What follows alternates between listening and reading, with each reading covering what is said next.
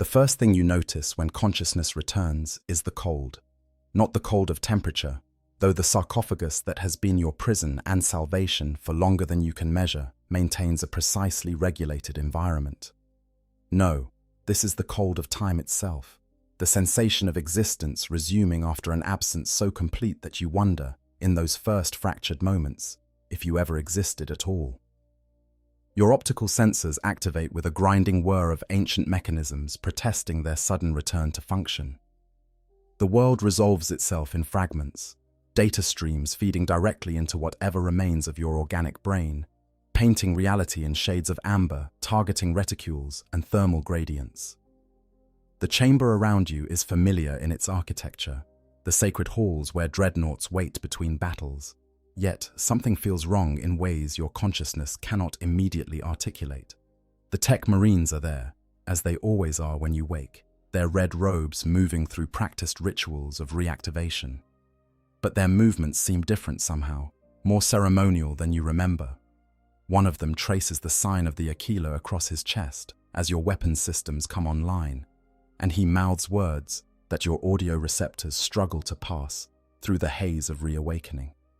It sounds almost like a prayer.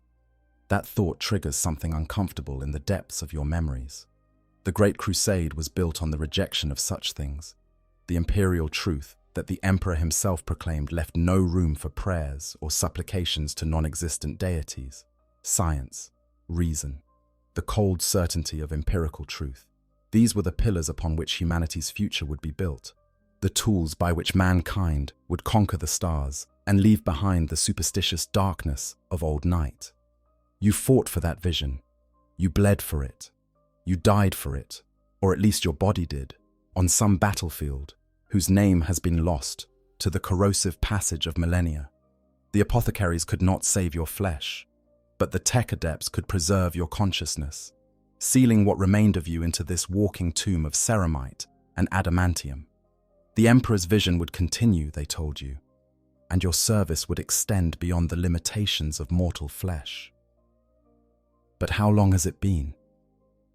The question forms slowly, bubbling up from consciousness like gas from decay. Time has no meaning in the darkness of stasis sleep. You might have slumbered for decades or centuries, and to your dormant mind it would feel the same, an instant of nothing stretching into eternity. Yet something in the way the tech marines move, the unfamiliar marks of rank and honor they bear, the subtle differences in their armor patterns, all of it whispers that your sleep has been far longer than you can comprehend. Ancient One, comes the voice of a tech marine, his tones filtered through a vox grill that sounds more sophisticated than the equipment. You remember, the chapter has great need of your wisdom and your wrath. The enemies of the God Emperor mass at the system's edge, and we must drive them back into the darkness from which they crawled. God Emperor. The words hang in the air like poison, and for a moment, your entire consciousness recoils. Surely you misheard. Surely the systems that translate human speech into impulses your augmented brain can process have malfunctioned after so long in dormancy. The Emperor is many things. The greatest psyker humanity has ever produced, a being of such power and vision that he can unite the scattered fragments of humanity across the stars. But he is not a god. He himself made that abundantly clear. You remember his words, or at least you think you do.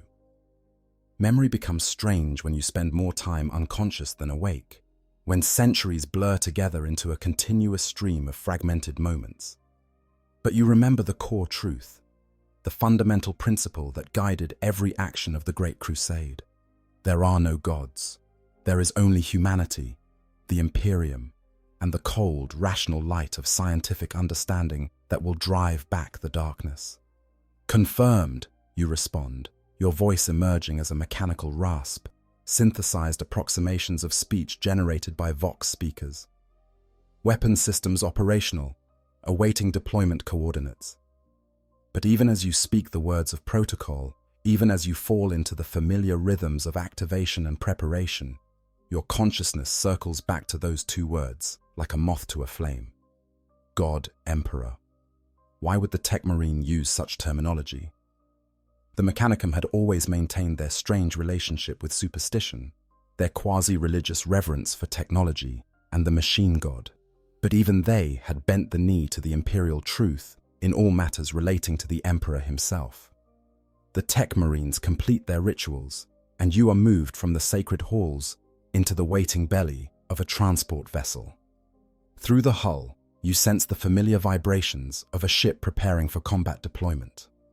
Your targeting systems cycle through diagnostic checks automatically, confirming that your assault cannon remains functional despite the passage of time, that the power fist mounted on your other arm still generates its deadly energy field. You are a weapon, and weapons do not question their purpose. But you were human once. Beneath the layers of ceramite and the mechanical augmentation, somewhere in the small organic core that still houses your consciousness, you remember what it was to walk on two legs of flesh and bone, to grasp a bolter in hands that could feel the weapon's weight. You remember brotherhood and duty and the absolute certainty that you were fighting for something greater than yourself. You remember the Emperor himself, or at least you think you do. Memory grows treacherous when you have existed for so long. Did you truly fight beside him, or is this merely the embellishment of a mind struggling to maintain coherence across impossible spans of time? You recall golden armor that seemed to shine with its own light, a presence that filled any chamber he entered with an almost palpable sense of purpose and power. But above all, you remember his insistence on one fundamental truth. "I am not a god," he said, or so you believe he said. "To name me such is to diminish what we are building here. Gods are the crutches of weak minds, the fevered dreams of humanity's childhood. We have outgrown such fantasies. We must face the universe as it truly is, without the comforting lies of faith and superstition." These words, whether truly his or merely your mind's reconstruction of the imperial truth, have shaped everything you were and believed. The Great Crusade was not a holy war. It was a rational expansion, a necessary unification of scattered human worlds under a single banner of secular enlightenment. When you encountered worlds still clinging to their old gods and primitive religions, you destroyed their temples, not out of religious fervor, but out of cool, pragmatic necessity. Superstition divided humanity. The imperial truth would unite it. So why, then, would a tech marine of the 41st millennium call the emperor a god? The transport shudders as it breaks atmosphere, and you feel the familiar lurch of transition into the void. Around you, other space marines prepare for battle, checking their weapons and offering prayers to. You feel your consciousness stutter as you process what you are witnessing. They are praying, not the ritual oaths of moment that warriors have always spoken before battle, those semi-religious traditions that the emperor tolerated as useful psychological tools. No, these are genuine prayers, supplications to a divine being, entreaties for blessing and protection, and they are praying to the emperor. One marine, his armor bearing the marks of a chaplain, leads the others in what sounds like a litany. His voice carries the weight of absolute conviction as he speaks of the emperor's divine will, of his eternal vigilance from the golden throne, of the sacred duty to smite the heretic and the Xenos in his name. The other marines respond in unison, their voices raised in fervent devotion that would have been considered rank heresy during the Great Crusade. You remain silent, your weapon systems completing their final pre-combat checks, while your consciousness struggles to process what you are witnessing. This cannot be correct. This cannot be what the Imperium has become. Surely this is some isolated aberration, some minor chapter that has strayed from the path of the imperial truth.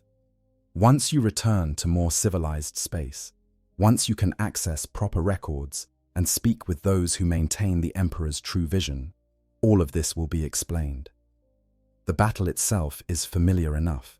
Your enemies are orcs, green-skinned Xenos, whose crude technology and savage nature represent exactly the kind of threat the Great Crusade was designed to eliminate. You stride from the transport into a war zone that could have been lifted from any of the countless conflicts you remember, bolt shells and plasma fire painting the sky in familiar patterns of violence. Your assault cannon speaks its deadly song, and orcs fall before you like wheat before a scythe. But between the moments of combat, in the brief pauses when targeting solutions are calculated and reload cycles complete, you hear the voices of your battle brothers. They cry out the Emperor's name as a battle cry, not as you remember it, the name of a supreme commander whose vision guides humanity's future, but as one would invoke a deity. They paint devotional symbols on their armor, wear prayer scrolls and purity seals covered in script that speaks of divine protection and holy purpose. The chaplain leading them roars prayers as he smashes orcs with his Crozius, and his words speak of the Emperor's angels, of divine wrath made manifest, of the God Emperor's eternal vigil over humanity's soul.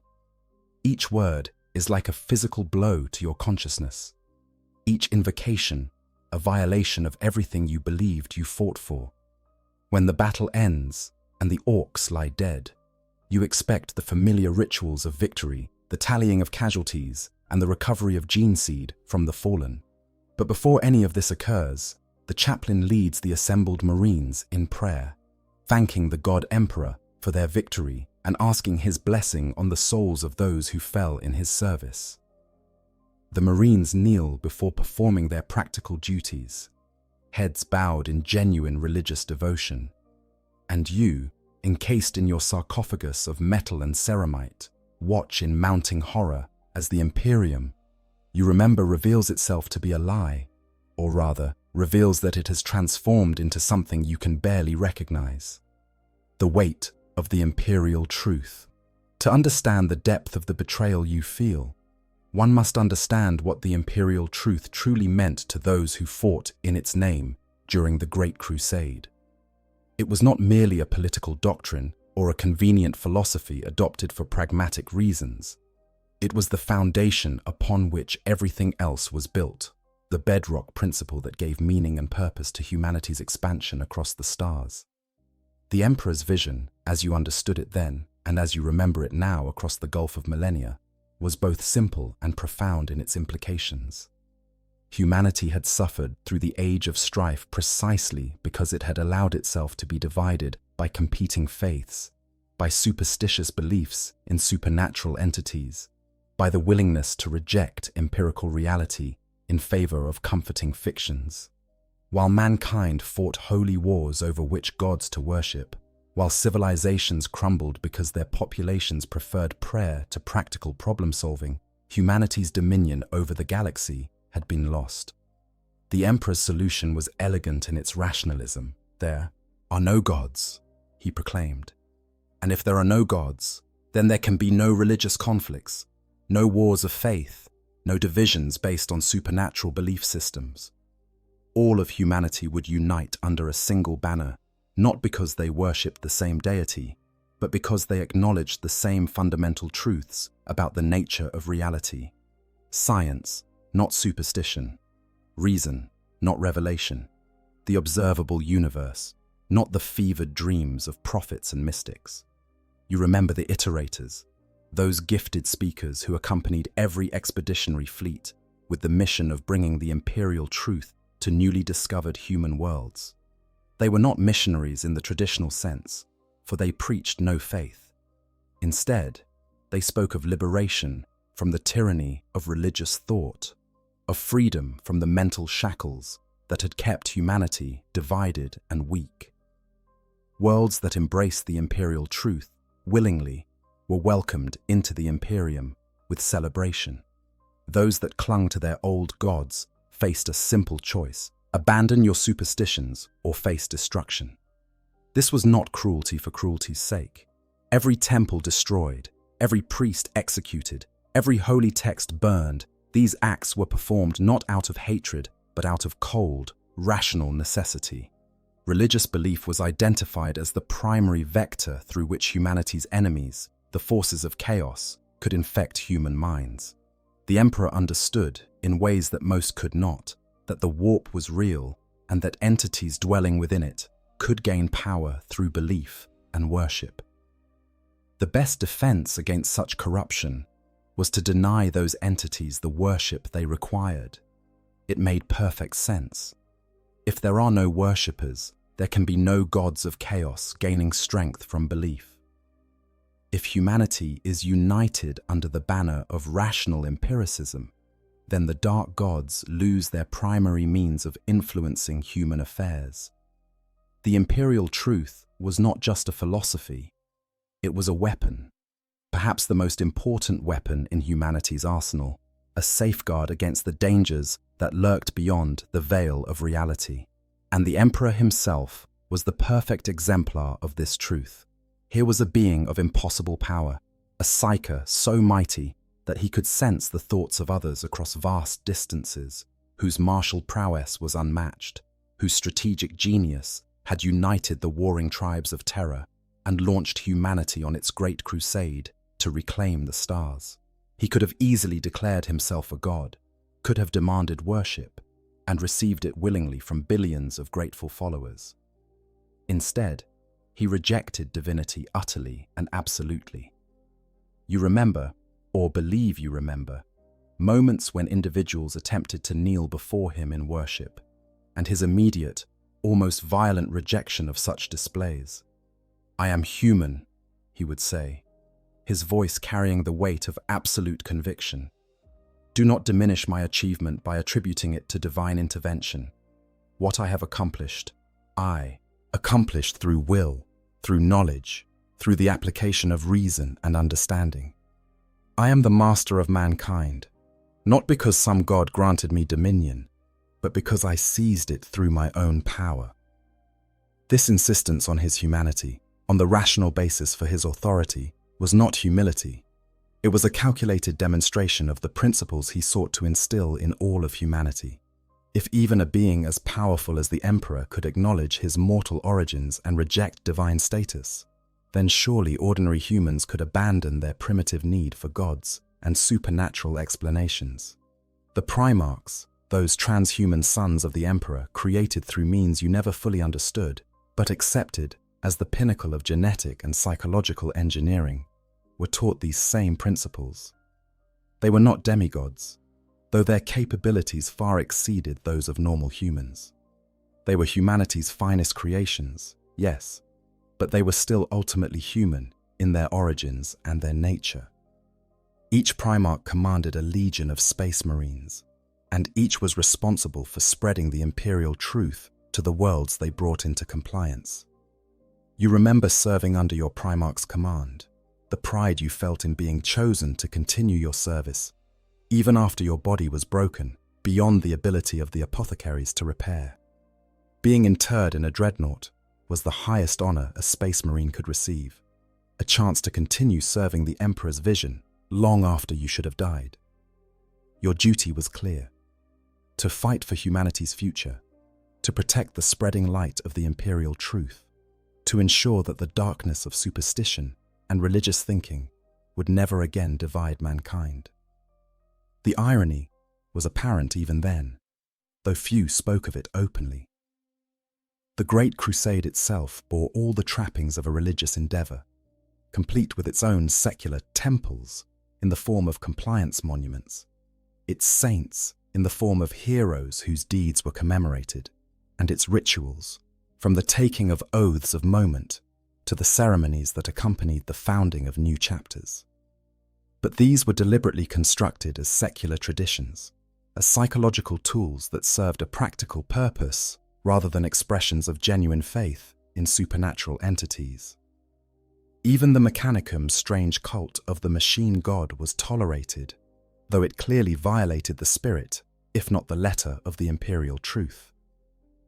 The Emperor's pragmatism recognized that the tech priests of Mars were essential to the Crusade's success, and their quasi-religious reverence for technology, while personally distasteful, did not directly contradict the fundamental principle that there were no gods worthy of worship.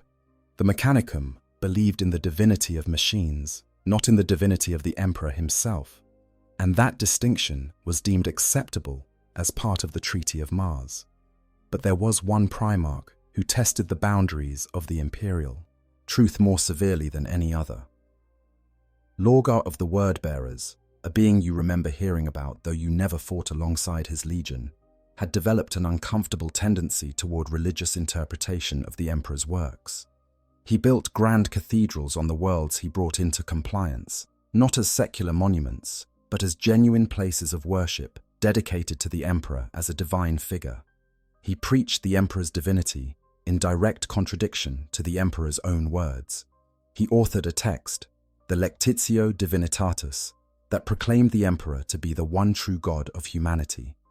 The Emperor's response to Lorgar's religious fervor was swift and unmistakably clear.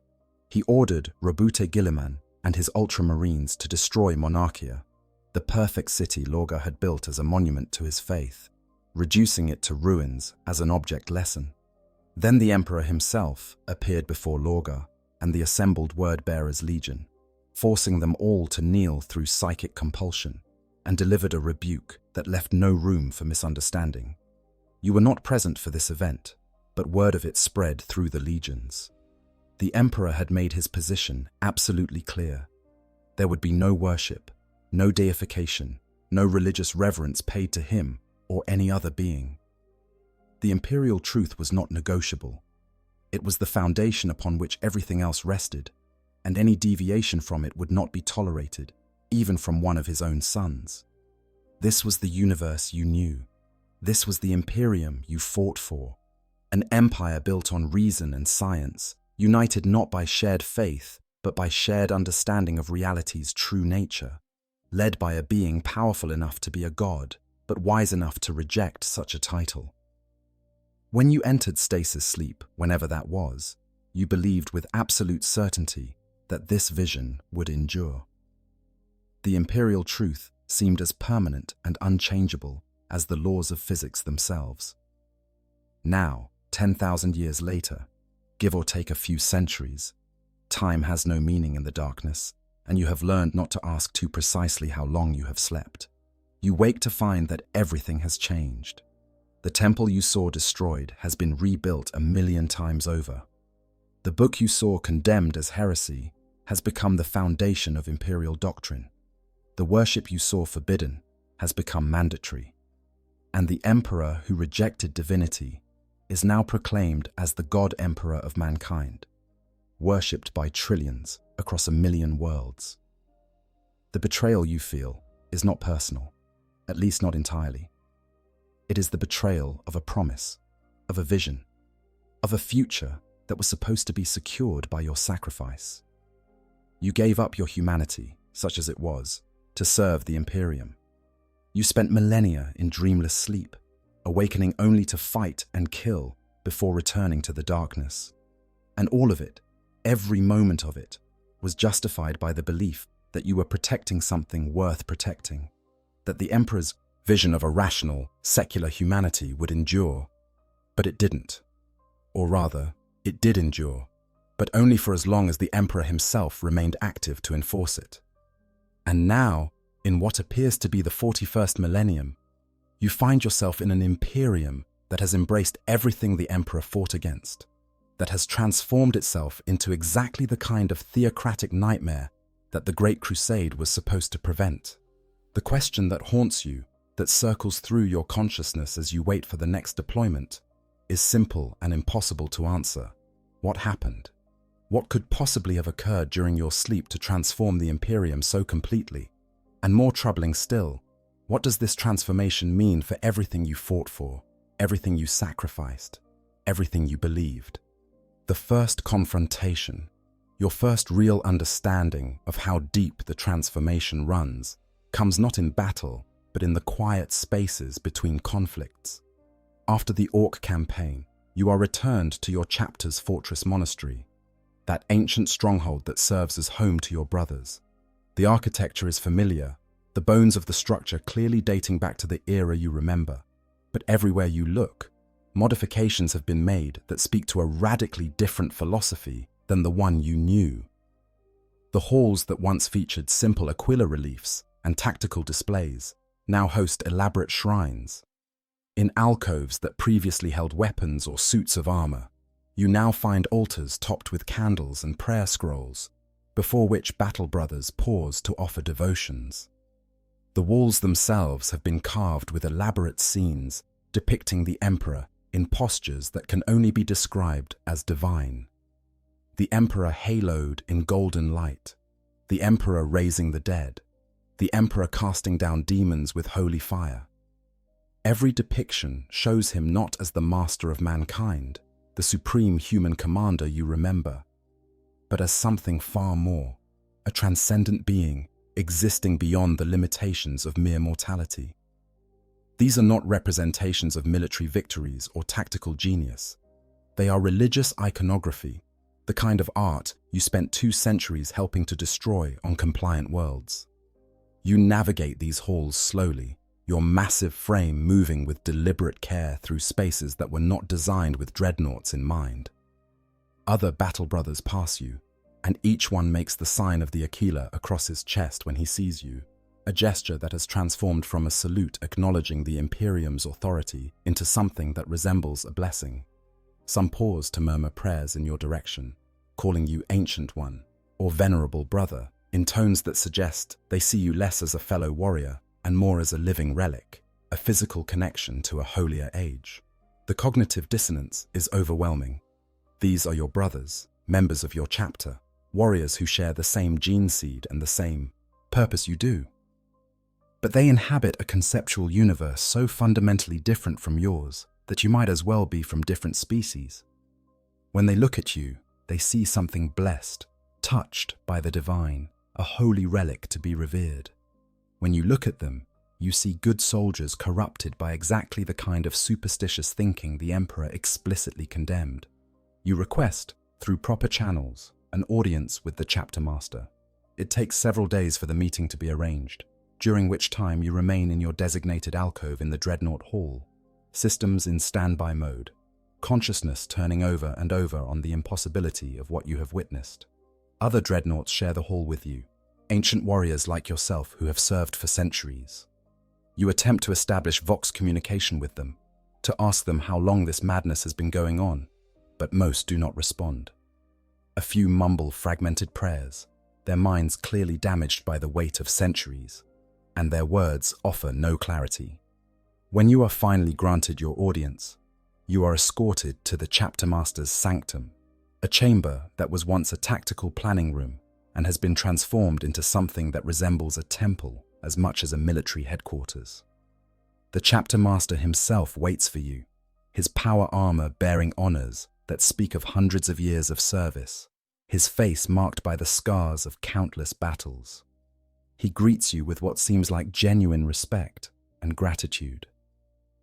Ancient brother, he begins, making the sign of the Aquila, your awakening is a gift from the God Emperor himself. Your wisdom and your wrath are sorely needed in these dark times. The words are almost identical to those spoken by the tech marine when you first awoke, and they trigger the same visceral reaction. You force your vox speakers to produce a level tone, though your consciousness seethes with confusion and rising anger. Chapter Master, you respond, I must report a concerning observation. During my recent deployment, I witnessed multiple instances of religious behavior among the battle brothers, including prayers and devotions directed toward the Emperor himself. As you know, such practices are in direct violation of the imperial truth. I request permission to address the chapter and remind them of the secular principles upon which the Imperium was founded. The chapter master regards you with an expression that transitions from surprise to understanding to something that might be pity. He gestures for the other attendants in the chamber to leave, and once you are alone, he speaks in tones that carry the weight of someone delivering difficult news. Ancient brother, I understand your confusion, and I regret that your awakening was handled without proper preparation. You have slept for a very long time. Much has changed since the Great Crusade. The Imperium you remember, it no longer exists. It has not existed for 10,000 years. 10,000 years. The number is so large that it loses meaning becomes abstraction rather than comprehensible time. You have existed for 10,000 years, though most of that existence was spent in the nothingness of stasis sleep. But 10,000 years of Imperium history, 10,000 years of changes and transformations, 10,000 years in which everything you knew could be lost or perverted, beyond recognition. The Emperor, the chapter master continues, choosing his words carefully, is entombed upon the golden throne on Terra, where he has maintained his eternal vigil for 10 millennia. His sacrifice at the end of the Horus Heresy saved humanity from destruction, and his divine light continues to guide us through the Astronomicon. We worship him not out of superstition, ancient brother, but out of recognition of his divine nature, which became apparent to all during his battle with the arch-traitor Horus. The Horus Heresy. The name triggers recognition, fragments of memory or perhaps news from just before your last deployment. Horus, the War Master, the Emperor's most favored son. Something about betrayal, about brother turning against brother. But the details are lost in the fog of deep time, and you realize with growing horror that you do not actually know what happened, that you were in stasis sleep when whatever the Horus Heresy was occurred. The imperial truth, you say, clinging to the one certainty you have, declared that there are no gods. The Emperor himself stated this, repeatedly and without ambiguity. To worship him as a god is to betray his express commands. The chapter master's expression softens further, and now you are certain that what you see in his eyes is pity. Ancient brother, the Emperor's humility during the Great Crusade was itself a sign of his divinity. Only a true god would deny his own godhood. The Lectitio Divinitatis, written by the Primarch Lorgar before his fall to chaos, contains this truth, and it has become the foundation of the imperial cult that unites all of humanity in faith and purpose.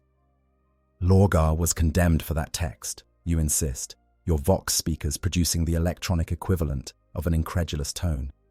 The Emperor destroyed Monarchia as punishment for Lorgar's religious obsessions. He made the word-bearers kneel in the ashes and told them explicitly that he was not a god. Yes, the chapter master acknowledges. But Lorgar's insights were proven correct when the Emperor ascended to the Golden Throne. His divine nature revealed itself in the moment of his greatest sacrifice. The imperial truth served its purpose during the Great Crusade, but it was merely a preparation, a way of teaching humanity to reject false gods, so that they would be ready to embrace the one true God when his divinity was revealed. The logical gymnastics are stunning, the circular reasoning so complete that you can barely follow its twists. Lorgar was punished for proclaiming a truth that was not yet meant to be revealed. The Emperor denied his divinity because only a true God would do so. The imperial truth was not actually truth, but merely a pedagogical tool, a temporary deception designed to prepare humanity for the real truth of the Emperor's godhood. This is everything the Emperor fought against, you say, and you can hear the electronic distortion in your voice that signals you are approaching the limits of the Vox speaker's ability to convey emotion. He spent 2 centuries destroying religions, burning temples, executing priests, all to create a rational, secular Imperium. And you are telling me that the moment he was incapacitated, everyone immediately reverted to exactly the kind of superstitious worship he explicitly forbade. It is not superstition when the God is real, ancient brother, the chapter master replies with maddening calm. The Emperor's power is demonstrable. He sustains the Astronomicon, without which humanity would be scattered and destroyed. His psychic might protects Terra from demonic incursion. His divine will guides us through our saints and through the tarot. Faith in the God Emperor is not a weakness, but a shield against the very forces of chaos that the secular imperial truth left us vulnerable to. The imperial truth specifically addressed how to deal with chaos, you counter. By denying the entities of the warp the worship they require, by refusing to acknowledge them as gods worthy of reverence, we starve them of power. That was the entire point. And it failed, the chapter master says simply. The Horus Heresy proved that the imperial truth was insufficient protection against chaos. Half the legions fell to corruption despite their secular upbringing, perhaps because of it. They had no faith to shield them, no devotion to protect their souls. But those who believed in the Emperor's divinity, those who had faith in his holy purpose, they remained loyal. The Lectitio Divinitatus cults were instrumental in the final defense of Terra. Faith, ancient brother, is the most powerful weapon we have against the darkness. You want to argue, want to refute this revisionist history with the facts as you remember them, but you realize with growing despair that you do not actually know the facts. You were asleep. You missed the single most important event in imperial history, this Horus Heresy that somehow justified abandoning every principle the Great Crusade stood for. The chapter master is telling you one version of events, but you have no way to verify it, no access to primary sources or historical records that might tell a different story. I would like, you say carefully, to access the historical archives.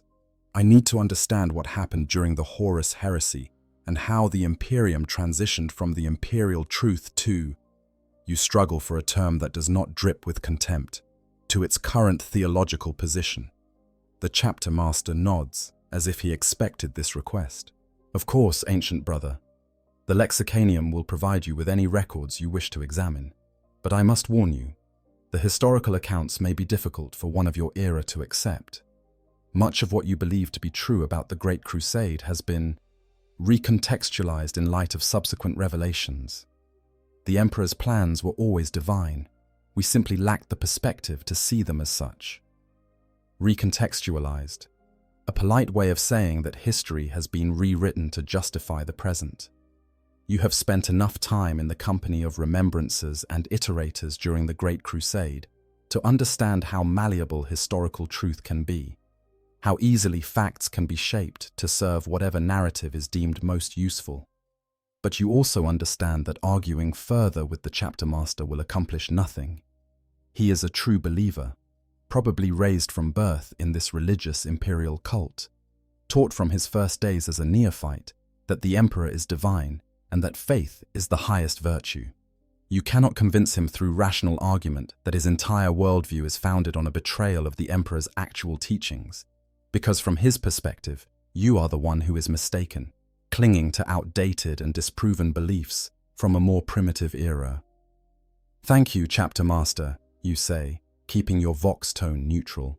I will study the historical records and seek to better understand the current situation. The God Emperor's blessings upon you, ancient brother, he replies, making the sign of the Aquila again. May his divine light illuminate your path forward. You do not respond to the blessing, cannot bring yourself to participate in the religious theater, even through silence that might be interpreted as acceptance.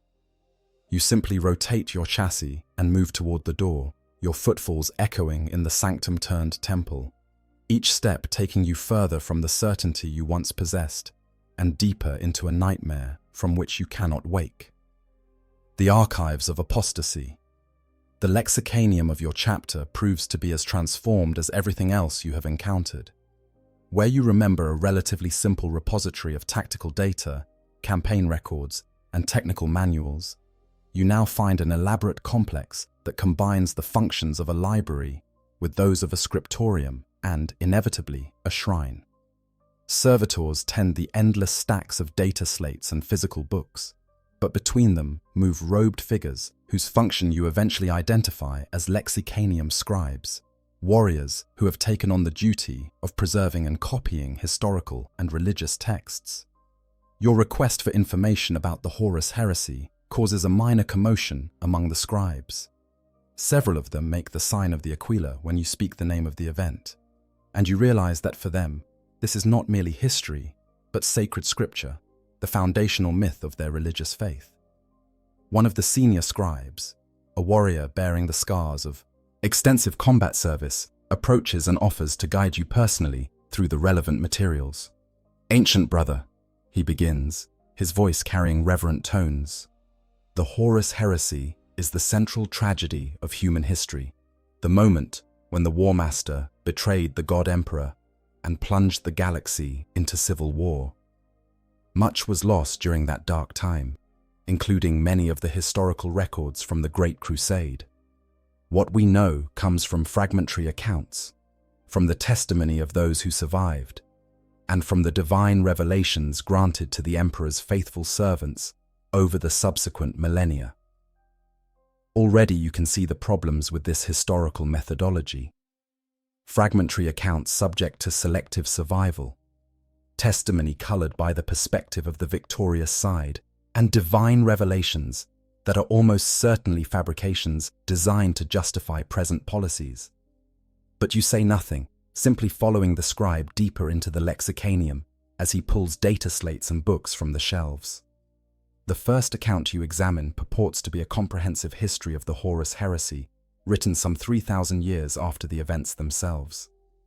The author, a cardinal of the ecclesiarchy named Veneris, clearly had access to at least some original documents, but his interpretation is filtered through layers of religious dogma that make it nearly impossible to extract factual information. Every event is described in terms of divine will and cosmic struggle between the God Emperor's holy light and the dark machinations of chaos. According to this account, the Horus heresy began when the War Master Horus, greatest of the Emperor's sons, was wounded on the world of Davin and subsequently corrupted by chaos. The corruption spread like a plague through the legions under his command, the sons of Horus, and then to other legions through various means. Eventually, 9 of the 20 legions turned traitor, along with a significant portion of the Imperial army and Mechanicum. These traitor forces launched a devastating campaign that culminated in the Siege of Terror itself, a battle that determined the fate of humanity and the galaxy. During the siege, the Emperor was forced to confront Horus in single combat aboard the War Master's flagship. The battle between father and son was apocalyptic in its scope and consequences. Horus, empowered by all 4 chaos gods, inflicted grievous wounds upon the Emperor, injuries so severe that even his immortal body could not survive them unassisted. In response, the Emperor unleashed his full divine power, utterly destroying Horus, body and soul, preventing the War Master's resurrection or redemption. The wounded Emperor was carried back to Terra, where he directed his faithful servants to enter him within the Golden Throne, an arcane device that would sustain his body while his divine spirit continued to protect humanity. From the Golden Throne, the Emperor has maintained an eternal vigil for 10,000 years, powering the Astronomicon, holding shut the doors to the webway beneath the Imperial Palace, and guiding his faithful servants through visions and miraculous interventions. The narrative is internally consistent and explains certain facts, like the Emperor's current state, but it is so saturated with religious interpretation that you find yourself unable to trust any specific detail. Was Horus truly corrupted by entities called chaos gods? Or is this a retrospective explanation for a more mundane political rebellion? Did the Emperor really unleash full divine power, or was this phrase inserted by later writers to emphasize his supposed godhood? And perhaps most importantly, what actually happened to the imperial truth in all of this? You dig deeper into the archives, searching for accounts from closer to the events themselves. What you find is fragmentary and often contradictory, but certain patterns emerge. It seems clear that during the Great Crusade, underground cults worshipping the Emperor as a god did exist, despite official prohibition. The Lectitio Divinitatis, that text you remember being condemned, was apparently circulating among certain populations, most notably in the 63rd Expeditionary Fleet under Horus's own command. One particularly illuminating fragment, apparently part of a memoir by a remembrancer who survived the heresy, describes the growth of these cults during the early stages of the Civil War. As word spread that the War Master himself had turned traitor, as loyalists found themselves fighting against their former brothers, people began seeking comfort in faith. The secular imperial truth offered cold reason and scientific explanations, but reason provided no protection against the very real horrors of warp entities and demon incursions that accompanied the traitor forces. "We needed something to believe in," the Remembrancer wrote. "When our world collapsed around us, when demons walked the decks of our ships, and we saw with our own eyes that the imperial truth was a lie, we turned to faith, because faith was all we had left. We prayed to the Emperor, not because we were foolish or primitive, but because prayer worked. Those who believed, truly believed in the Emperor's divinity, seemed to possess a protection that mere discipline could not provide.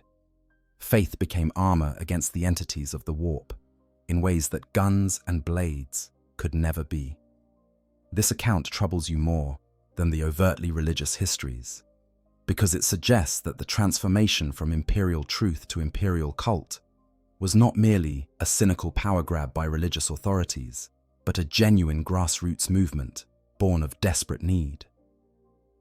If the common people of the Imperium truly found protection through faith, if belief in the Emperor's divinity actually provided some measure of defense against chaos corruption, then perhaps the current theological situation, however much it betrays the Emperor's explicit teachings, serves a functional purpose.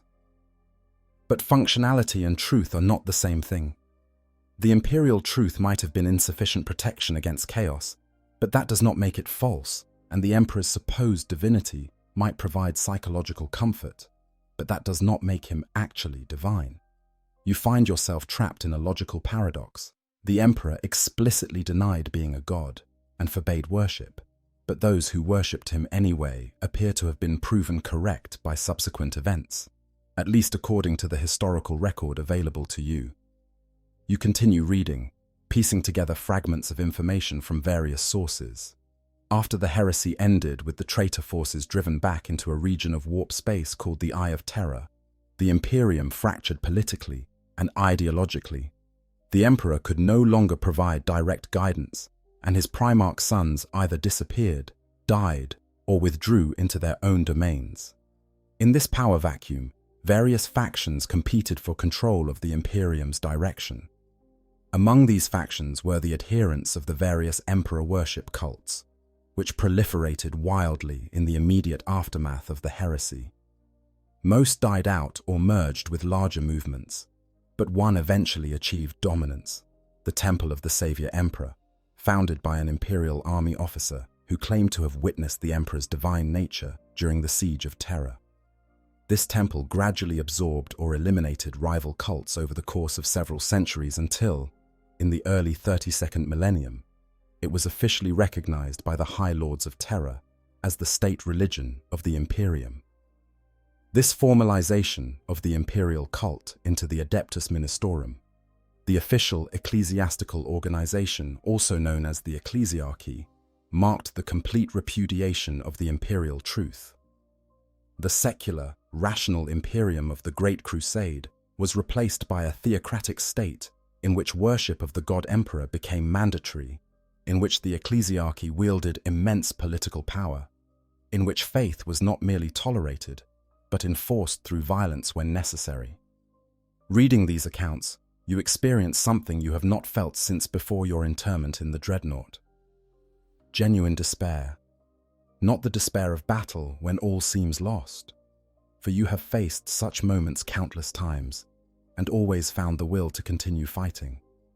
No, this is a deeper despair, the despair of realizing that everything you fought for has been perverted beyond recognition, that your sacrifice was in vain because the future you were protecting never came to pass. The Emperor's vision of a rational humanity, free from superstition, has failed. Instead, the Imperium has become the very thing he fought to destroy.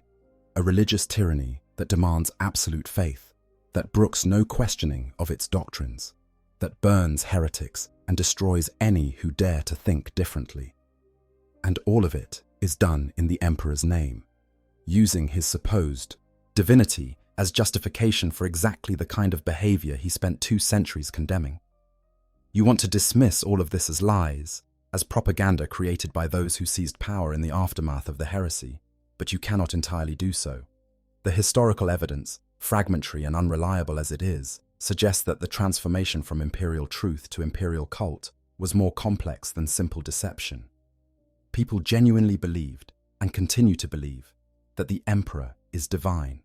They see miracles and divine intervention where you see coincidence or the psychic abilities of an extremely powerful being. They interpret his continued existence on the golden throne as proof of godhood, rather than advanced technology maintaining a mortally wounded human. Most troubling of all, even within the historical accounts you can access, you find no evidence that anyone who personally knew the emperor during the Great Crusade successfully preserved his actual teachings. The Primarchs either turned traitor, disappeared, or apparently accepted the new religious interpretation of their father. The surviving Space Marines from the Heresy era, those few who were not killed or did not become Chaos worshippers, seem to have adapted to the change, or at least not opposed it loudly enough to leave any record of their opposition. You are, as far as you can determine from the available information, the only being left in the entire Imperium who remembers the imperial truth as it actually was, who knew the Emperor's explicit rejection of worship, who fought for the vision of secular, rational humanity that was supposed to be permanent. And you are trapped in a metal sarcophagus, unable to die, unable to change anything, forced to watch as everything you believed is revealed to have been temporary, a brief flickering light in the darkness, before humanity inevitably reverted to the superstitions it had always embraced. The scribe who has been assisting you notices your prolonged silence and asks if you require additional materials. You consider asking for records of the Emperor's own words, transcripts of his speeches or writings, anything that might confirm your memories of his rejection of divinity. But you already know what you will find. Either such records no longer exist, having been destroyed or lost during the 10,000 years since the heresy, or they have been reinterpreted through theological lenses that render them useless as evidence for your position. No, you finally respond, your Vox speakers generating a tone of weary resignation. Thank you for your assistance. I have seen enough. As you make your way back to the Dreadnought halls, moving slowly through corridors lined with shrines and devotional imagery, you realize that the true horror of your situation is not that the Imperium has changed, but that it has changed into something that apparently works better than what came before. The Imperial cult, for all that it betrays the Emperor's explicit teachings, has held the Imperium together for 10 millennia. It provides the unity that the imperial truth claimed to offer, but apparently failed to deliver. It gives people hope and purpose in ways that cold rationalism could not. And you, the last true believer in the imperial truth, are forced to confront the possibility that you were wrong, that the Emperor himself was wrong, that maybe humanity needs gods and faith and superstition after all, no matter what the master of mankind proclaimed during his brief moment of enlightenment before everything fell apart. Brothers strange and distant. The psychological isolation you experience after your visit to the Lexicanium deepens with each interaction you have with your fellow battle brothers. These are Space Marines, warriors created from the same genetic template that produced you, trained in the same martial traditions, sworn to the same oaths of service. But the ideological chasm between you and them proves wider than any physical distance. During a tactical briefing, before your next deployment, you sit in a chamber alongside a dozen other warriors, including 2 other dreadnoughts. The briefing itself is standard enough: enemy disposition, strategic objectives, deployment patterns, all the familiar elements of military planning that have not changed across 10,000 years. But before the tactical discussion begins, the chaplain leading the briefing calls for prayer. The Space Marines around you immediately bow their heads, some dropping to one knee, others simply lowering their gaze while making the sign of the Aquila. The chaplain's voice rings out with fervent conviction as he invokes the God Emperor's blessing upon the coming battle, asking for divine protection and holy guidance. The prayer lasts for several minutes, elaborate and formal, filled with references to saints and miracles and divine will. You remain silent and still throughout, your optical sensors continuing to scan the chamber, your weapon systems running their passive diagnostics. When the prayer ends, you notice several of your brothers glancing at you with expressions that might be concern or disapproval. One young assault marine, his armor still relatively pristine, suggesting limited combat experience, whispers to his companion. And though your audio receptors are not aimed in their direction, you manage to catch fragments of their conversation. Ancient One did not pray. Systems damaged. From before the light of faith. The implications are clear. Your failure to participate in the religious observances is noticed and remarked upon, but rather than interpreting it as principled opposition to false worship, your brothers assume there must be something wrong with you, that your systems are malfunctioning, or that you are too damaged by age and battle to properly understand contemporary imperial doctrine. After the briefing concludes, you attempt to speak with one of the other dreadnoughts, an ancient who bears the designation Brother Tarshon, and whose service record suggests he was interred approximately 4,000 years ago. He should remember something of the earlier imperial period, should have some perspective on the transformation from imperial truth to imperial cult. But when you establish a direct Vox link and ask him about the change, his response is confused and fragmentary. The Emperor, always divine, always was. His light guides us. Must pray, must have faith. The words emerge in disjointed bursts, and you realize with growing horror that Brother Tarkin's organic brain has degraded over the millennia, that whatever memories he might once have possessed of a different Imperium have been lost to time and neural decay. He is effectively an automaton now, still capable of fighting with deadly efficiency, but his consciousness has been so eroded that he can no longer form coherent thoughts beyond the most basic liturgical responses that have been drilled into him through constant repetition. This fate, you understand, awaits you as well if you continue to survive. The organic portions of your brain, the neurons that still fire with electrical impulses and maintain your consciousness, are slowly dying. Each awakening costs you something. Memories lost or corrupted, neural pathways that simply cease to function. Eventually, you will become like Brother Tarshon, a weapon with just enough consciousness to aim and fire, but not enough to question or remember why. Perhaps that would be a mercy. To forget the imperial truth, to forget the Emperor's explicit rejection of worship, to have the cognitive dissonance of your current existence eroded away until you are simply another faithful servant of the God Emperor, asking no troubling questions and holding no heretical beliefs. The dissolution of self that terrifies every conscious being might, in your case, be the only escape from the horror of watching everything you believed be proven false. But you are not there yet. Your consciousness remains intact, your memories still relatively stable, and you cannot simply will yourself to forget what you know to be true. So you continue to interact with your brothers, and each interaction reinforces your sense of isolation.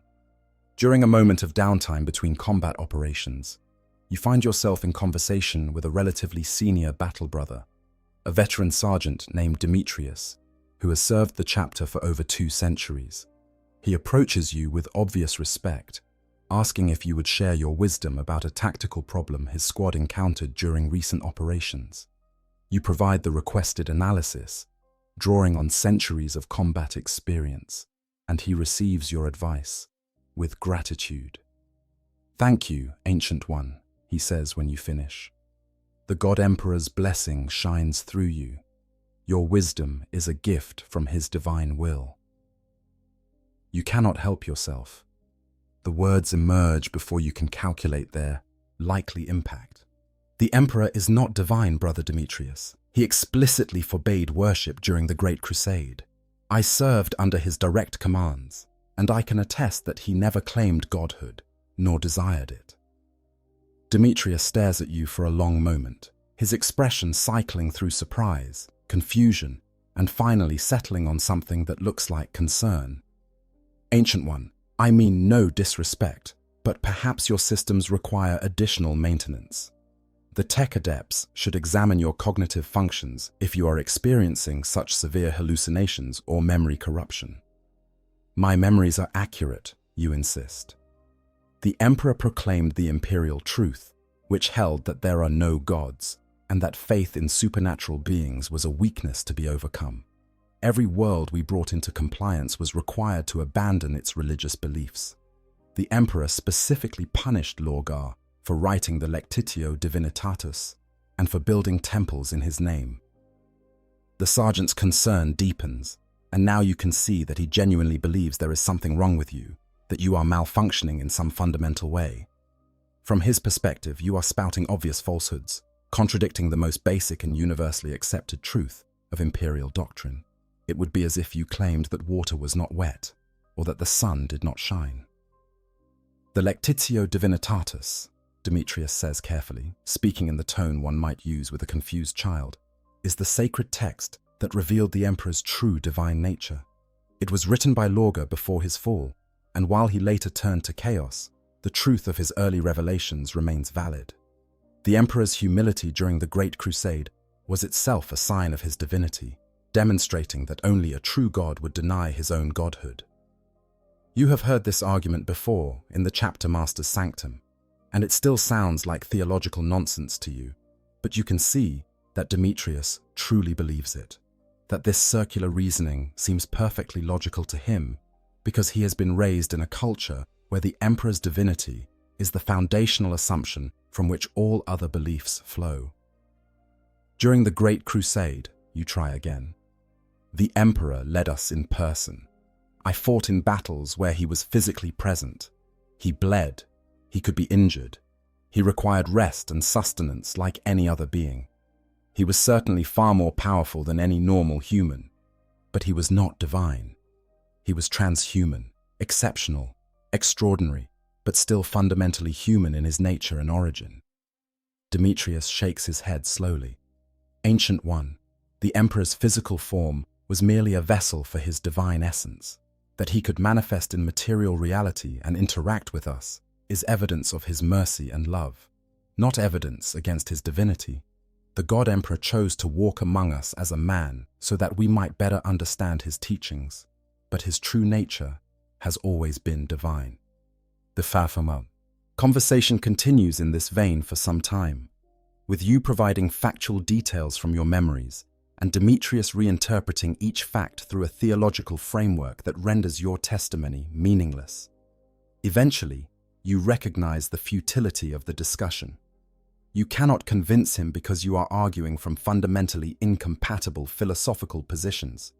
For him, the Emperor's divinity is an axiom, a self-evident truth that requires no proof. For you, it is a historically recent fabrication that contradicts the explicit teachings you received during the Great Crusade.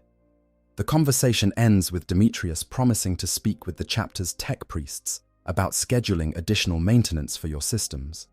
He leaves genuinely believing he is helping you, that he is showing compassion for a revered ancient whose mind has been damaged by the passage of ages. You, meanwhile, are left with the crushing realization that you cannot communicate your actual experiences to anyone because the conceptual framework needed to understand those experiences no longer exists in the current Imperium. This pattern repeats itself with other battle brothers. Some are more sympathetic than Demetrius, willing to entertain the possibility that imperial doctrine has evolved over time, and that your memories reflect an earlier, different understanding. But even these more open-minded warriors cannot accept that the Emperor might have been wrong, that the current worship might be a betrayal rather than a fulfillment of his will. The idea is simply too threatening to their entire worldview, too destructive to the foundations upon which their lives and their chapter are built. You are forced to accept that you are alone in a way that transcends physical isolation. You are ideologically alone, the last survivor of a philosophical tradition that has been extinct for 10 millennia, a living fossil whose memories are treated as historical curiosities or symptoms of damage, rather than valid testimony about how things actually were. The most painful aspect of this isolation is that you cannot entirely dismiss your brothers as foolish or deceived. They are good warriors, dedicated and competent, willing to sacrifice everything for the Imperium's survival. Their faith, however wrong-headed it seems to you, gives them strength and unity. They fight with fervor and conviction that your cold rationalism cannot match. And perhaps, in the grim darkness of the 41st millennium, where humanity is besieged on all sides by horrors beyond comprehension, perhaps such faith is necessary, even if it is founded on a lie. But acknowledging the functional utility of the imperial cult does not make it any less of a betrayal of the Emperor's actual teachings, and you find yourself trapped between intellectual honesty and pragmatic acceptance. You know the truth, but the truth no longer matters because no one else remembers it, and even if they did, they would reject it as heresy against the God Emperor, whose worship is now the foundation of imperial unity, the machinery of faith. As you continue your service, fighting in battles across multiple sectors and systems, you gain a broader understanding of how thoroughly the imperial cult has permeated every aspect of the Imperium. It is not merely that people worship the Emperor, it is that the entire structure of imperial society has been rebuilt around faith as its organizing principle. You witness this most dramatically during a campaign on a shrine world designated as Ophelia VII, one of several cardinal worlds that serve as major centers of ecclesiarchy power. The planet's surface is covered with vast cathedrals, some larger than hive cities, their spires reaching into the upper atmosphere. Billions of pilgrims move through these sacred spaces, traveling from across the segmentum to visit holy sites and receive blessings from the ecclesiarchy's priests. The campaign brings you to Ophelia VII not to defend it from external threat, but to assist in suppressing a heretical movement within the planetary population itself. A sect calling themselves the True Illuminists has apparently been preaching a version of imperial doctrine that the ecclesiarchy deems unacceptable.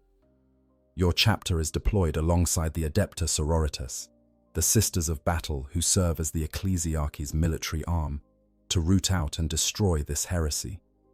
As you move through the cathedral districts, smashing down doors and breaking through walls while your battle brothers flush out the heretics, you experience a profound sense of historical irony. During the Great Crusade, you performed exactly these actions countless times, destroying temples and killing religious leaders who refused to abandon their faith. But then, you were serving the imperial truth, destroying superstition in the name of reason. Now you are destroying one form of superstition in the name of a different, officially sanctioned superstition. The heretics you kill turn out to be ordinary imperial citizens whose only crime is believing in a slightly different interpretation of the Emperor's divinity than the one approved by the ecclesiarchy. They still worship him as the God Emperor. They still recite prayers and perform devotions, but their theological position on some obscure point of doctrine differs from official orthodoxy, and for this they are condemned to death. One of the heretical leaders, cornered in a small shrine with nowhere left to flee, tries to explain his group's beliefs to you before you execute him. He speaks rapidly, desperately, trying to make you understand that he is not truly a heretic, that he loves the Emperor just as much as any faithful servant, that the ecclesiarchy has simply misunderstood their position. We believe the Emperor ascended beyond physical form, he pleads, his words tumbling over each other, that he became pure divine essence, and his body on the golden throne is merely a sacred relic, not his actual presence. We worship him no less fervently, but we reject the ecclesiarchy's claim that he remains physically incarnate. Is this truly heresy worth dying for? You crush him with your power fist without responding, because that is the mission you have been given, and you are a weapon that follows orders. But the question haunts you afterward. Is this truly heresy? During the Great Crusade, the Emperor explicitly denied divinity of any kind. By that standard, both the orthodox ecclesiarchy position and the heretical true illuminist position are equally false, equally violations of what the emperor actually taught. Yet one is protected by overwhelming institutional power, and the other is punished with immediate execution. The campaign on Ophelia 7th lasts for weeks as your forces methodically hunt down every member of the true Illuminist sect. You participate in dozens of such executions, each one reinforcing your understanding of how the imperial cult maintains its power. The ecclesiarchy does not tolerate any deviation from orthodox doctrine, and it has the military force to back up this intolerance. The Adepta Sororitas, with their power armor and bolters and unshakable faith, are more than capable of crushing any internal dissent. During a brief respite in the operations, you find yourself in conversation with a canoness of the Sisters of Battle, a warrior nun named Heliana, who has led her order for over a century. She approaches you with genuine curiosity, asking about your experiences during the Great Crusade. At first you are guarded, but her questions seem sincere rather than theological traps, and gradually you find yourself describing what you remember of those days. We fought for unity, you tell her, for the dream of all humanity joined under a single banner. The Emperor's vision was that mankind would overcome its divisions and become strong enough to face the galaxy's threats. No more religious wars, no more conflicts over which god to worship.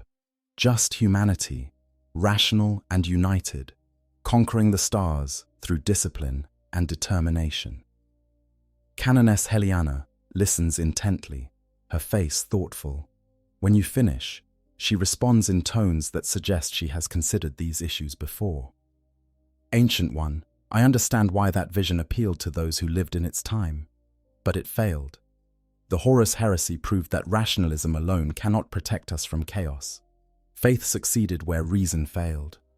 The imperial cult may not have been what the emperor openly desired during the Great Crusade, but it is what humanity needed to survive his absence. So the ends justify the means, you ask. We abandon what he explicitly taught because the alternative seems more effective. The emperor's will is not a simple thing, she replies. He played a game of 10,000 years, and none of us mortals can see all the moves.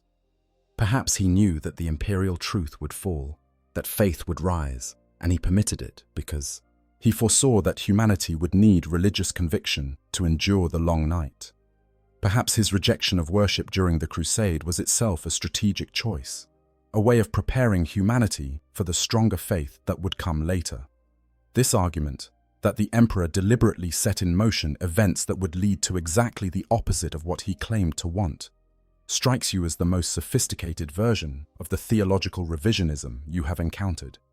It requires attributing to the emperor a level of foresight and manipulation that seems implausible, but you cannot definitively prove it false. Maybe he did plan for all of this. Maybe his prohibition of worship was reverse psychology on a galactic scale, or maybe, more likely, his vision simply failed, and the people of the Imperium have constructed elaborate justifications for why the failure was actually part of the plan all along. You don't believe that, do you, Ancient One? Canoness Heliana says, reading something in your posture, or perhaps in your prolonged silence. You think we are fooling ourselves, creating complex theologies to justify betraying the Emperor's actual teachings. You consider lying, but you find you cannot.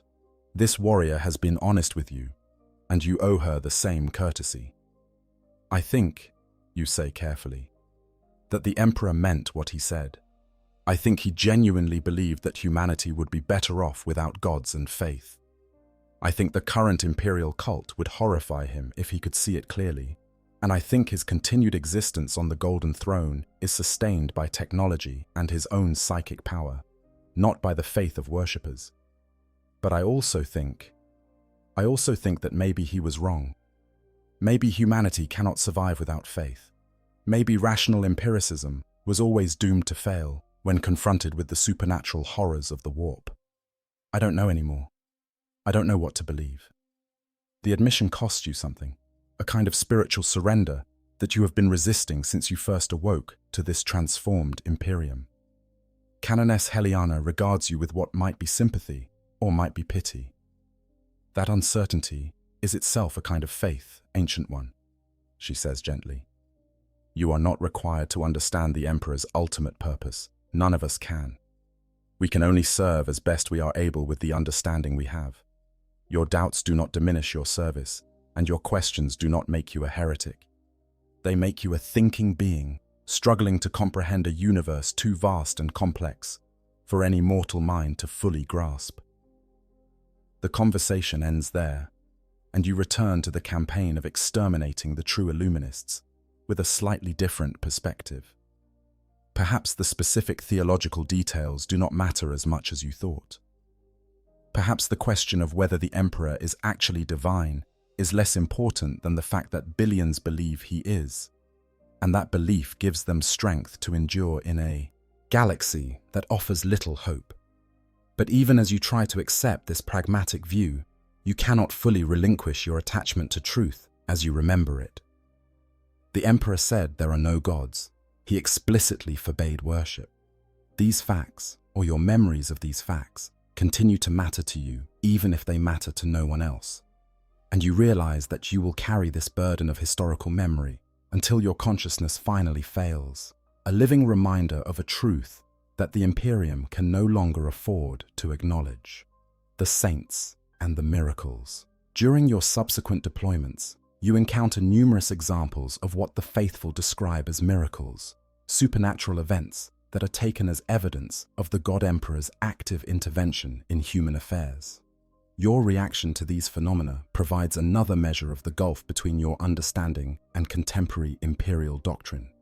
On a battlefield designated as Tertium Majoris, your forces face a massive orc war that threatens to overwhelm a critical forge world.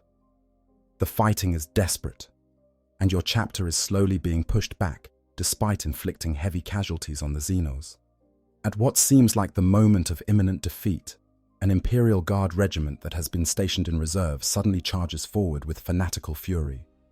They are led by a woman wearing simple white robes rather than military armor, and where she walks, the orcs seem to falter and fall back. The Guards regiment, inspired by her presence, fights with superhuman determination, breaking through orc lines that should have been impenetrable. Wherever the white-robed woman goes, the Imperial forces rally and push forward. She appears to be invulnerable, walking through storms of gunfire without taking a single wound, her very presence seeming to protect those around her from harm. Your battle brothers immediately identify her as a living saint, a human who has been blessed by the God Emperor with a portion of his divine power. They fight with renewed vigor, inspired by this supposed miracle, and indeed, the tide of battle turns. The orcs are driven back, the forge world is saved, and the Imperial forces hail it as a sign of the Emperor's favor. You observe all of this with your Dreadnought sensors, analyzing the phenomena as best you can from your limited perspective. What you see is unusual, but not necessarily supernatural. The woman demonstrates remarkable combat ability and appears to possess some form of psychic shield that deflects incoming fire. Her effect on the morale of the Imperial forces is profound, transforming frightened soldiers into fearless zealots. But does this prove divine intervention? You recall that during the Great Crusade, the Emperor employed psykers and maintained cadres of powerful psychic operatives. Many of his agents possessed abilities that seemed miraculous to those who did not understand the warp's true nature. Could this saint simply be a very powerful psyker whose abilities have been misinterpreted through a religious lens? Or is there genuinely something more occurring here, some form of divine power that you cannot explain through materialist understanding? After the battle, the saint addresses the assembled forces, speaking of the Emperor's love for his faithful servants and his divine plan for humanity's ultimate triumph. Her words move many of the soldiers to tears, and even some of your battle brothers are visibly affected by her presence. You observe the phenomenon with growing unease, uncertain whether you are witnessing genuine faith or mass delusion. When you have the opportunity to question the saint directly, approaching her after most of the others have dispersed, she greets you with serene confidence that suggests She has been expecting your skepticism. You doubt, Ancient One, she says, not as an accusation, but as simple statement of fact. You look at me and see only a psyker, a human with unusual abilities but nothing more. I have seen psykers before, you reply carefully.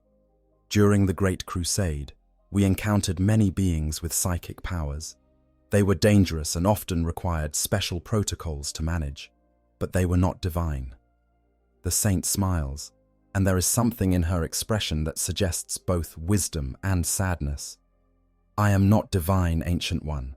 I make no such claim, but I am the Emperor's instrument, and through me, his will is made manifest.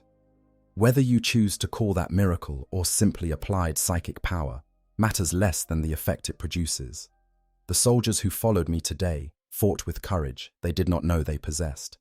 They will return to their families with stories of divine intervention. They will teach their children to have faith in the Emperor's protection, and that faith will sustain them through the darkness that surrounds us. But it is based on a misunderstanding, you insist. You are not evidence of the Emperor's divinity. You are evidence of psyker abilities, which the Emperor himself explained through materialist science during the Great Crusade. And yet, she counters gently, the soldiers who believe I am a miracle fight more effectively than those who believe I am merely a psyker. The faithful endure hardships that the rational cannot sustain. Truth and utility are not always aligned, Ancient One. The Emperor understood this, even if you do not. The conversation troubles you because you cannot dismiss her argument entirely. You have observed over your many deployments that the faithful Imperial forces do seem to possess an edge in combat, a willingness to sacrifice that goes beyond normal military discipline. They believe they are fighting for a divine cause, that their deaths have cosmic meaning, that the God Emperor watches over them and will reward their service in an afterlife. These beliefs may be false from a materialist perspective, but they produce real tactical advantages. Another incident occurs during a campaign against heretic forces on a border world. Your chapter discovers that the local planetary governor has been secretly worshipping chaos gods, while maintaining an outward facade of imperial loyalty. When his treachery is revealed, the population rises in revolt, with faithful citizens executing corrupted officials and burning unholy shrines. The violence is spontaneous and brutal, but it effectively neutralizes the heretic threat before your forces even need to deploy in strength. The chaplain accompanying your force attributes this to the Emperor's divine light, awakening the faith of the innocent, to his holy power burning away corruption and revealing truth. But you observe the situation differently. The population was responding to evidence of betrayal, to the revelation that their leaders had lied to them. Their violence was motivated by anger and fear rather than divine inspiration. Yet the narrative that emerges, the story that will be recorded in official histories, describes it as a miracle of faith, as the God Emperor's direct intervention to protect his faithful servants. This pattern repeats itself countless times. Events that could be explained through materialist understanding are instead interpreted as miracles. Psykers manifesting unusual abilities are declared saints. Coincidental timing that favors imperial forces is attributed to divine providence. Statistical anomalies and lucky breaks become proof of the Emperor's active intervention in human affairs. You begin to understand that the imperial cult does not require actual divine intervention to sustain itself.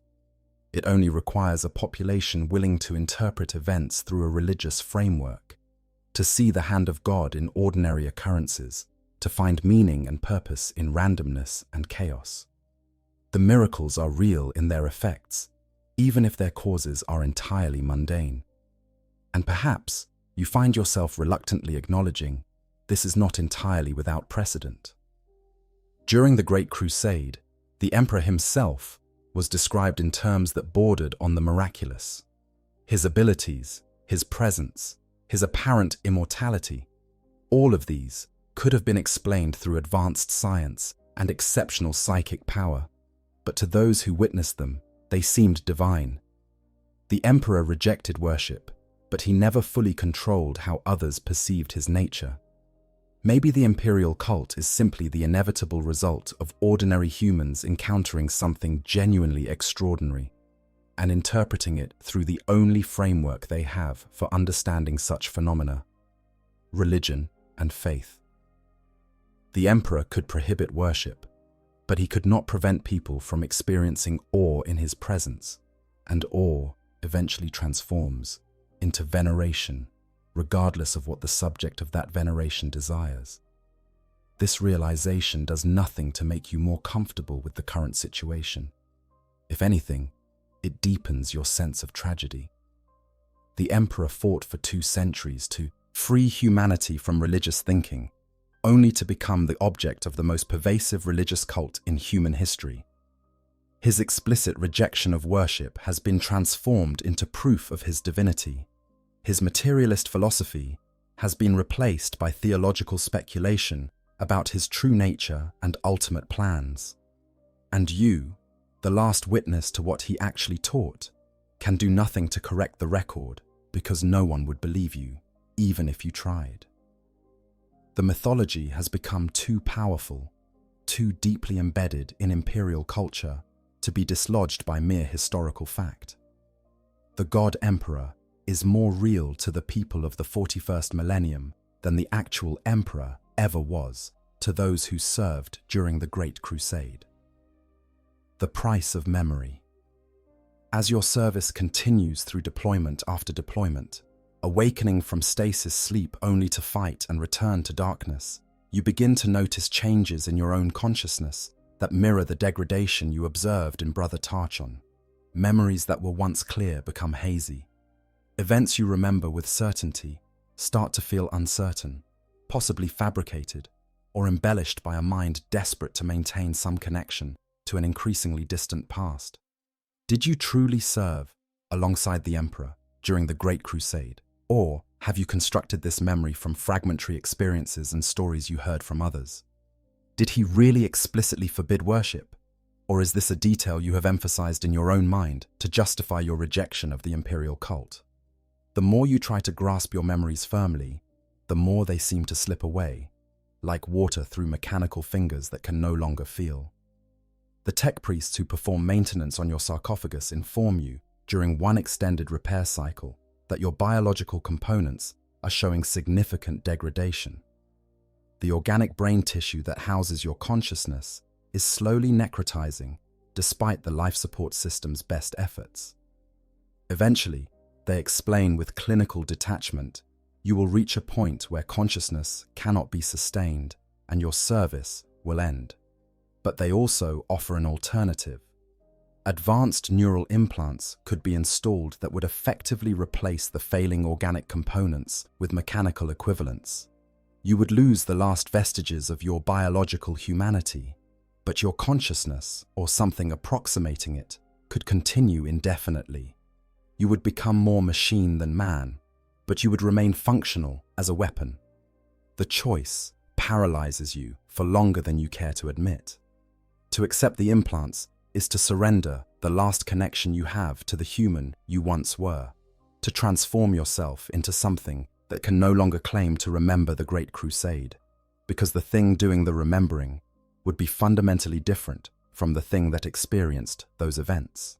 But to refuse is to accept oblivion, to let your consciousness finally fail, and take with it the last living memory of the imperial truth as it actually was.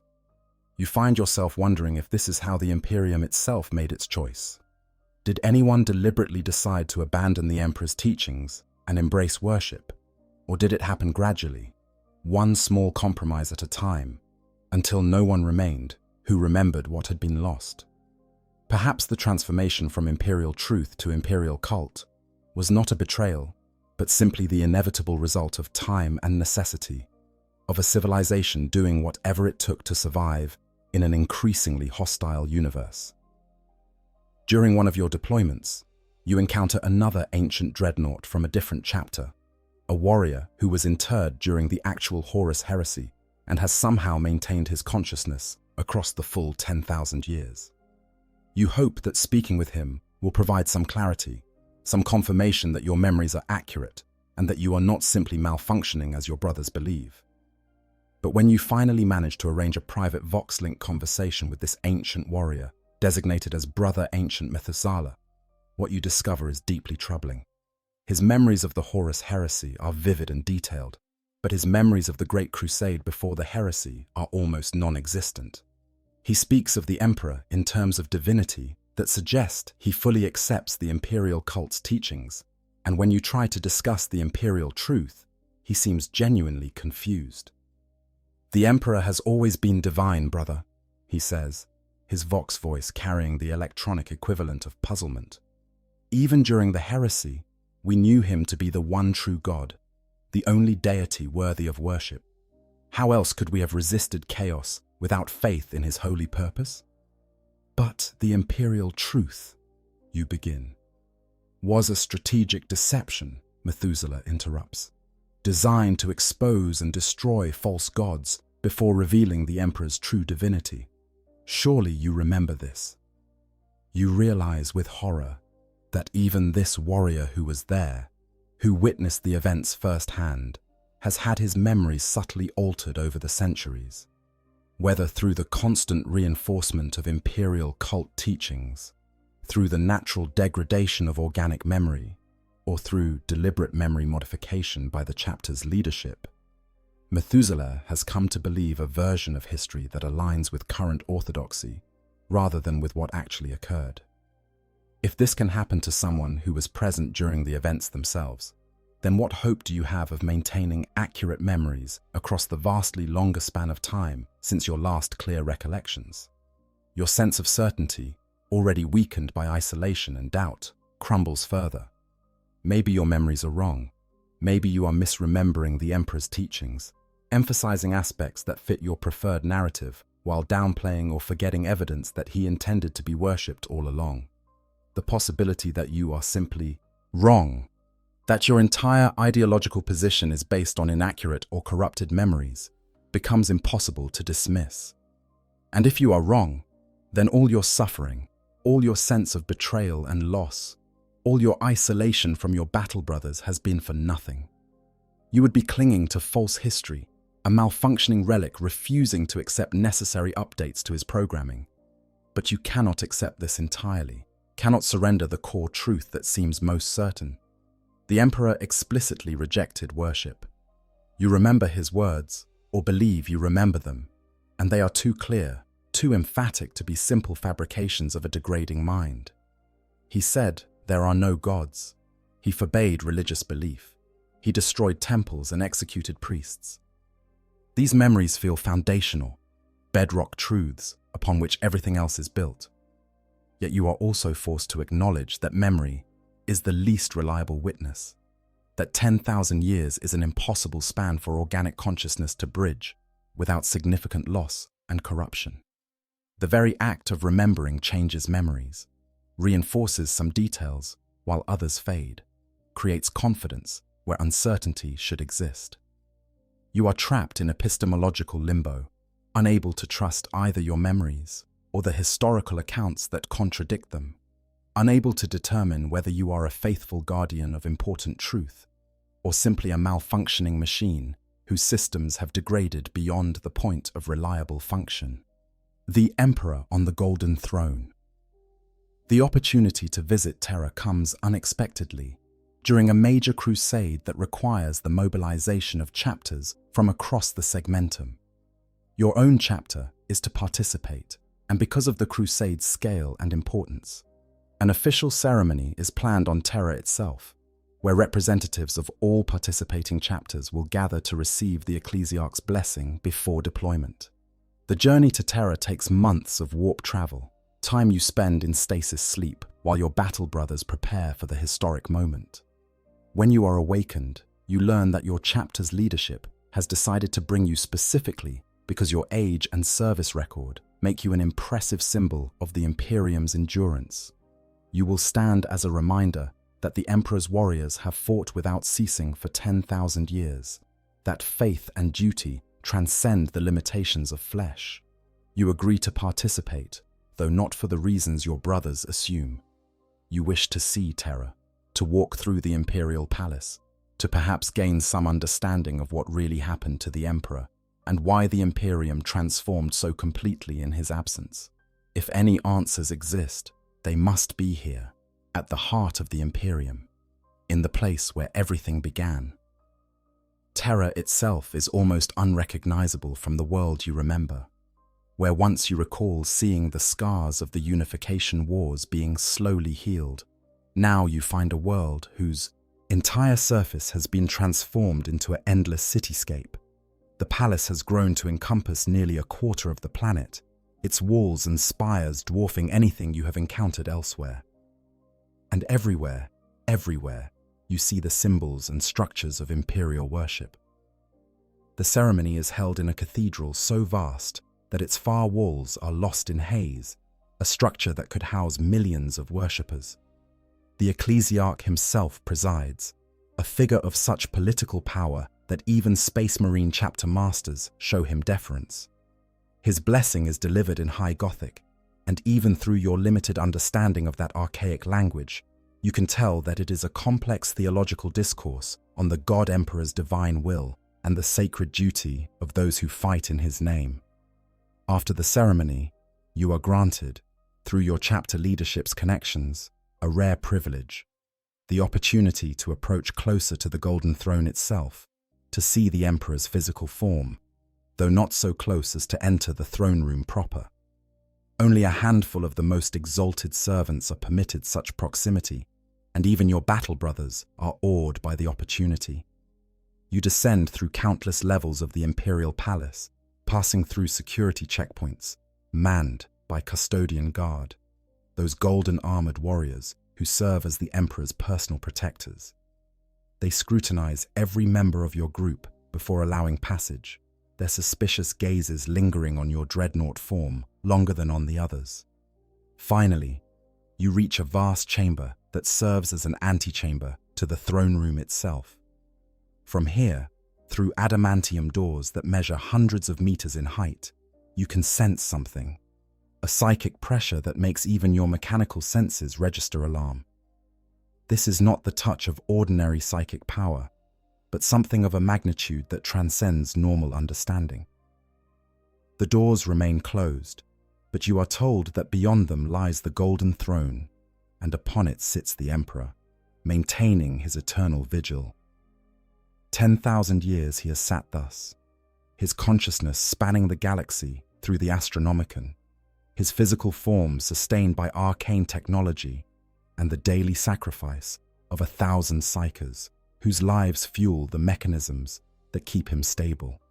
A tech priest of obvious seniority speaks to your group in hushed, reverent tones. "The God Emperor suffers for us," he says. "Every moment of his existence is agony beyond comprehension, yet he endures because his love for humanity is infinite. He maintains the Astronomicon that guides our ships.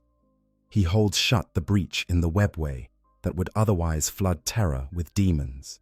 He watches over us from his throne, and his divine will guides the Imperium through its darkest hours."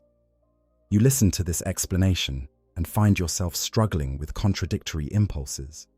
Part of you wants to correct the theological language, to insist that what they describe is not divine suffering, but the result of extensive injuries sustained in battle, maintained through advanced life support technology. But another part of you cannot deny the magnitude of what you sense through those massive doors, a presence so overwhelming that even your mechanical consciousness recoils from its intensity. Is this divinity? If not, what else would you call a being whose psychic power spans the galaxy?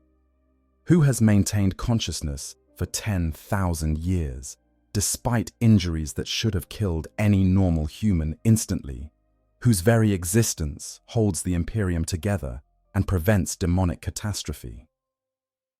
The line between extraordinarily powerful human and divine entity seems suddenly far less clear than it did when you held the certainty of the imperial truth. But you also remember, or believe you remember, that the Emperor always insisted he was human. He never claimed to be a god. even when displaying powers that seemed divine. His argument was that humanity itself could aspire to such heights through genetic and psychic development that what he was represented the potential endpoint of human evolution rather than anything supernatural. To call him divine was to deny humanity's own potential, to create a categorical separation between God and man that the emperor insisted did not actually exist. If he could speak now, if he could communicate his will clearly, what would he say about the worship directed at him? Would he accept it as necessary for the Imperium's survival? Or would he condemn it as the ultimate betrayal of everything he fought to achieve? The Golden Throne makes any such communication impossible.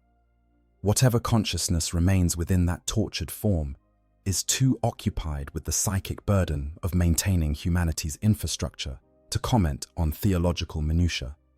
As you stand before those massive doors, sensing the impossible presence beyond them, you realize that this ambiguity is itself a kind of answer. The Emperor cannot correct the Imperium's beliefs because he is locked in eternal struggle, unable to speak, unable to guide, unable to do anything except endure. In his absence, others have filled the vacuum, creating interpretations and theologies that serve their own purposes and needs. Whether he intended for any of this is ultimately unknowable because he cannot tell us, and anyone who claims to know his true will is simply projecting their own beliefs onto a being who cannot contradict them. The visit to Terra resolves nothing, but adds another layer to your understanding of the tragedy. The Emperor is both present and absent, both powerful and helpless, both the master of humanity and its prisoner. He sustains the Imperium through his psychic might, but he has no control over the Imperium's ideology or governance. He is worshipped by trillions, but he cannot tell them whether their worship pleases or horrifies him.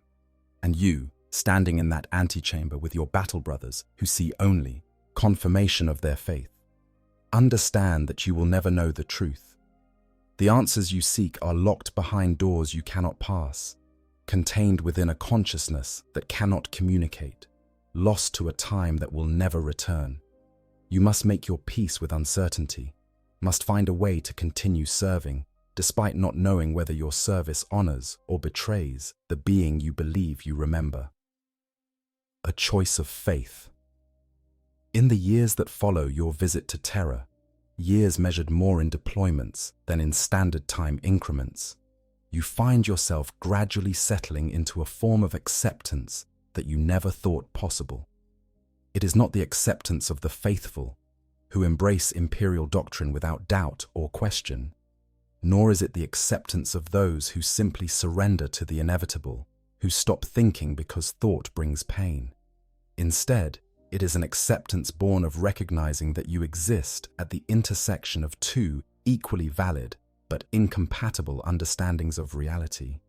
You remember the imperial truth, or believe you do, and those memories have meaning and weight that cannot be dismissed simply because they are inconvenient. But you also live in the Imperium of the 41st Millennium, where the imperial cult is the foundation of social cohesion, where faith demonstrably provides protection against chaos in ways that rationalism failed to do. You continue to serve, fighting in the Emperor's name, even as you refuse to call him divine. When your battle brothers pray, you remain silent, but you no longer correct them or argue about their beliefs. You have learned that their faith is not stupidity or weakness, but a different kind of strength, one that you cannot share but can respect. During a particularly brutal campaign against a tendril of Hive Fleet Leviathan, you find yourself fighting alongside a chaplain named Erastes, who has clearly been informed of your difficulties with imperial doctrine. Rather than avoiding you or attempting to convince you of theological truth, he simply fights beside you, offering practical tactical advice and occasional moments of dark humor that remind you that beneath the skull helm, he is still a warrior who understands the realities of combat. In a quiet moment between assaults, while your forces regroup and prepare for the next wave of tyrannid bioforms, Erastes approaches your position and establishes a private Vox link. "You are troubled, ancient brother," he says. "It is not a question." "I am conflicted," you admit, because there seems little point in denying what is obvious. "I cannot reconcile what I remember with what I see around me. Either my memories are false, or the Imperium has betrayed its founding principles. Both possibilities are deeply troubling." Erastes is quiet for a moment, his skull-faced helm tilted as if in thought. When he speaks again, his voice carries a philosophical tone that surprises you. "Perhaps the question itself is flawed, ancient brother. Perhaps it is not a matter of either or, but of both and. The Emperor taught the imperial truth during the Great Crusade because that was what humanity needed to hear at that moment in history. Now, 10,000 years later, we need something different. Both can be true to their own time without invalidating each other.